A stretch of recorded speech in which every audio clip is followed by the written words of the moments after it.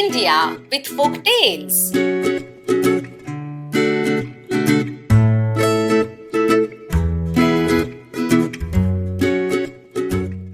अगर किस्मत साथ दे और अगर मेहनत करो तो एक पैसे से आप पैलेस भी बना सकते हो, ऐसा लता कहती है। क्यों, किस लिए, अगर ये जानना है तो आपको ये स्टोरी देखनी पड़ेगी, सुननी पड़ेगी। लता जो है बहुत सिंपल समझदार लड़की है। वो एक गरीब पुजारी की लड़की है, but she happens to get married to a rich guy. His name was Savan. Savan was a big merchant's son. His father had worked hard over the years and had accumulated lot of wealth. अब जो सावन के father है उनका shipping business होता है, he has lot of ships, तो उससे वो पूरे वर्ल्ड ओवर में सामान एक्सपोर्ट करता है, इंपोर्ट करता है, तो ये सारा ट्रेडिंग चलता रहता है।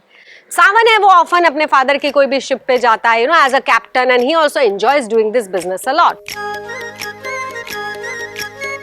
ये जो पैसा है उसने बचपन से देखा है, and he has this, he is very proud of the fact that he is very rich. बड़े बड़े ख्वाब देखता है that he will marry some princess, some heiress. अब लता जो है उससे सावन की शादी हो जाती है, लेकिन सावन को लता बिल्कुल अच्छी नहीं लगती।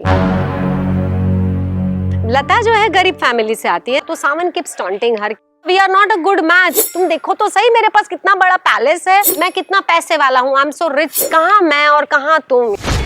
लता को बहुत बुरा लगता है कि सावन को ना तो उसके गुणों की पड़ी है ना तो उसकी समझ की। He just cares for the riches. तो वो सावन को कहती है, Why are you so proud of money? पैसे का क्या है, वो तो कोई भी कमा सकता है। अगर किस्मत साथ दे, अगर आप मेहनत करो तो शायद एक पैसे से भी पैलेस बना सकते हो। अब ये बात कह के लता तो भूल जाती है, लेकिन सावन जो है उसके दिमाग में ये बात खेलती रहती है, How dare she say such a thing? मुझे ना उसको एक लेसन तो सिखाना पड़ेगा, इसके बाद ऐसा कहना भूल जाएगी। तो सावन के मन में एक बहुत ही कनिंग स्कीम आती है। उसको एक नेक्स्ट ट्रिप के लिए जाना पड़ता है, एक्सपोर्ट के लिए, तो he pretends that he wants her company, अरे हम साथ रहेंगे, बहुत मजा आएगा। ऐसे करके वो लता को अपने साथ ले लेता है अपने जहाज पे। अब वहाँ पे एक आइलैंड विलेज पे वो लोग जब आते हैं, जहाँ पे नॉर्मली सारे शिप्स रुकते हैं, तो वो लता को बोलता है चलो हम लोग घूम के आते हैं। ऐसे करके वो लता के साथ उतर जाता है वो शिप से, और नीचे आने के बाद लता का जब ध्यान नहीं होता है, she is admiring the beauty of the village, तब वो अपने सारे क्रू को बोलता है फटाफट शिप पे वापस चले जाओ। He also gets on the ship. Lata notices के मेरा हस्बैंड तो चला गया, मुझे छोड़ के यहाँ पे। वो दौड़ती है, वो जाती है और बोलती है प्लीज रुको। दैट टाइम सावन सेज नहीं, अब तुम यहाँ रुको अकेली, और बोल रही थी ना कि एक पैसे से पैलेस बनाओगी तो बनाओ पैलेस, मैं अभी देखता हूँ, ये लो एक पैसा। सावन को एक पैसा उसके लिए थ्रो करता है, एंड ही गोज अवे।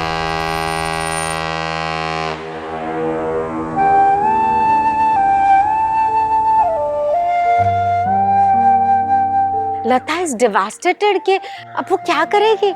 वहां पे बैठी रहती है, ये इवनिंग का टाइम है, रात हो जाती है, बेचारी अकेली सोच रही है उसके हस्बैंड वापस आ जाएंगे।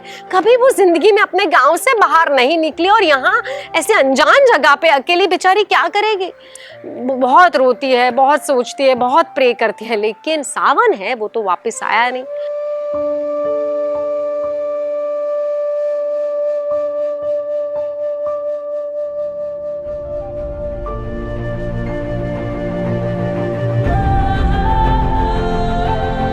She has no idea what's going to happen after this, but she knows that she has this confidence that she will somehow survive. Lata starts walking around. By now, she's very hungry and tired. And there she spots the fisherman. वो fisherman खाना खा रहा है, तो लता उसको बोलती है कि प्लीज आप मुझे कुछ खाना देंगे, मैं आपको एक पैसा दूंगी। तो फिशरमैन बोलता है ठीक है, तो वो उससे एक पैसा लेता है और उसको खाना देता है। अब आप बोलोगे लता के पास तो एक ही पैसा था और वो भी उसने गंवा दिया, लेकिन आपको लता का स्टेटमेंट याद है, अगर किस्मत साथ दे, मेहनत करो तो कुछ भी हो सकता है। तो आप आगे आगे देखो होता है क्या।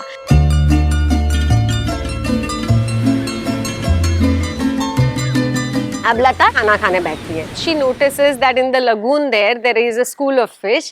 तो लता जो है वो थोड़ा खाना उनको देती है, because बचपन से लता को एक ऐसी हैबिट होती है कि हमेशा वो थोड़ा खाना जानवरों को बांटती है। तो she drops some food there. जैसे खाना वो डालती है, सारी फिश आके वो खाना खाने लगती है, और थोड़ी देर में एक फिश ऊपर आती है और लता के पास कुछ रख के चली जाती है।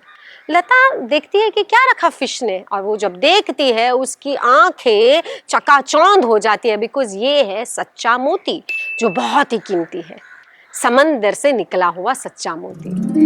दूसरे दिन जब फिशरमैन आता है उसको बोलती है that I have got a real Perl. ये मोती वो फिशरमैन को देती है और बोलती है कि मुझे यहाँ पे एक छोटी सी झोपड़ी बांधने में हेल्प करिए प्लीज। तो fisherman helps her. That is how they build a small hut and she starts staying there. After some days, Lata finds another pearl in the same region. This gives her an idea. ये जो reason है यहाँ पे pearls बहुत मिलेंगे। लता फिर fisherman को बोलती है कि अब आप फिशिंग विशिंग यहाँ बंद करो और आप और लोगों को भी बोलो कि फिशिंग बंद करें। इनफैक्ट आप लोगों को तो स्विमिंग डाइविंग अच्छे से आता है, तो आप लोग क्यों गोताखोर नहीं बन जाते? तो हम लोग वही पर्ल्स हंटिंग का काम शुरू कर देते हैं। सारे वो गोताखोर अंदर जाते हैं और वो पर्ल्स ढूंढ ढूंढ के लाते हैं।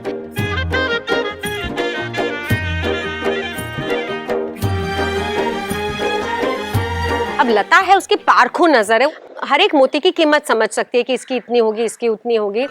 लता फिशरमैन को कहती है कि ये मोती ये गांव में रख के तो हम क्या करेंगे, हमको ये मोती बेचने पड़ेंगे तब हमें पैसे मिलेंगे, गांव के सारे लोगों के लिए बहुत अच्छा होगा, बहुत अच्छा होगा, बहुत अच्छा होगा।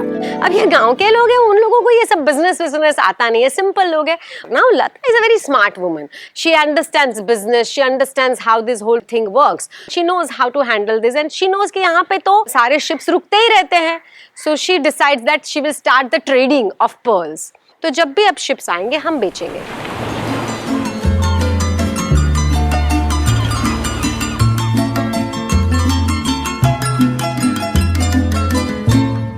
लता को पता है कि ये वो जमाना है जब एज अ वुमन उसके लिए बिजनेस करना डिफिकल्ट होगा, तो Lata takes a disguise of a man, वो एक पुरुष का स्वरूप ले लेती है, उस तरह से ड्रेसअप करना शुरू कर देती है और अपने आप को एक नया नाम देती है लतेश।